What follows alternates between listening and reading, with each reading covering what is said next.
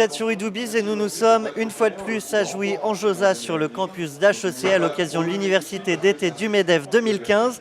J'ai le plaisir d'échanger aujourd'hui sur le plateau de eDoBiz avec David Verfailly. Bonjour.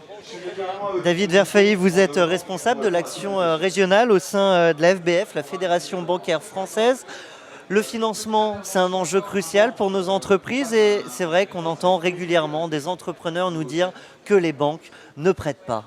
Vous avez raison Thomas, c'est quelque chose qu'on entend souvent et pourtant les chiffres démontrent le contraire. La moitié des crédits aux entreprises vont aux PME, ça représente de l'ordre de 385 milliards d'euros d'encours aujourd'hui.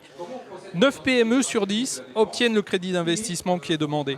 Ça veut dire aussi que les choses ne sont pas parfaites. C'est pour ça qu'on fait de la pédagogie auprès des PME.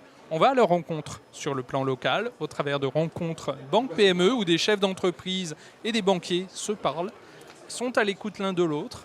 On a aussi un site avec lespme.fr qui va donner des informations pratiques pour répondre aux questions des chefs d'entreprise. Comment je fais avec ma trésorerie? Comment je peux financer mon besoin court terme qui est lié à une commande publique? Comment je vais pouvoir faire avec un projet export? Comment je vais financer un besoin d'investissement? Ça, c'est très important. Le deuxième point important de ce site avec lespme.fr, ce sont des vidéos avec des interviews de banquiers, de chefs d'entreprise, de responsables de fédérations patronales, de MEDEF territoriaux, qui vont, eux, expliquer comment ils jouent la relation banque-PME au quotidien. David Verfailly, je reviens sur ce chiffre, 9 PME sur 10 sont financées. C'est-à-dire que quand on entend que les banques ne prêtent pas, on ne voit que les trains qui n'arrivent pas à l'heure?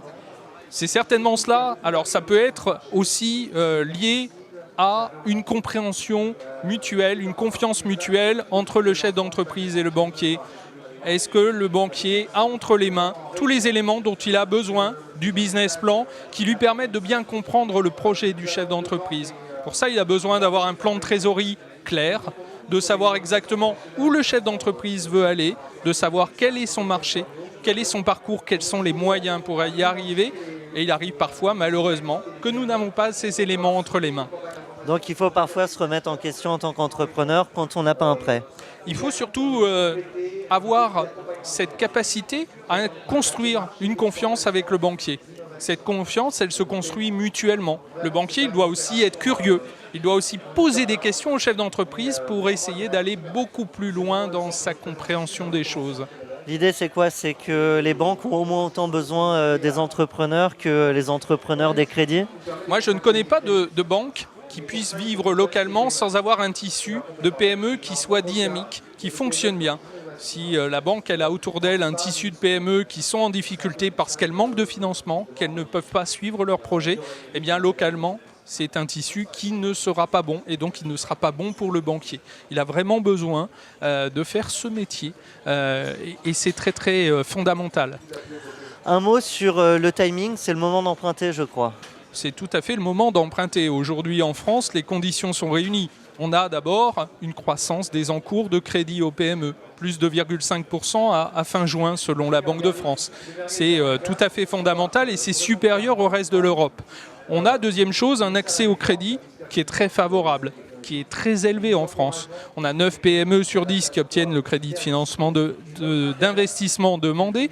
On a 8 PME sur 10 qui obtiennent le crédit court terme, le crédit de trésorerie qu'elles ont demandé. Tout cela, c'est quelque chose qui donne des réponses positives et des réponses positives sont apportées aux PME. On a, dernière des choses, des conditions de taux qui sont parmi les plus faibles en Europe. Et ça aussi, ça participe à la rentabilité des projets d'investissement suivis par les chefs d'entreprise. Ce qui est aussi important, qui est une nouvelle donnée, c'est qu'aujourd'hui, le risque de refus par le banquier n'est pas du tout évoqué comme une première raison pour ne pas demander un crédit par les chefs d'entreprise. La première raison, c'est qu'elles n'ont pas besoin de crédit parce qu'elles n'ont pas d'activité économique suffisante. David Verfailly, un grand merci à vous.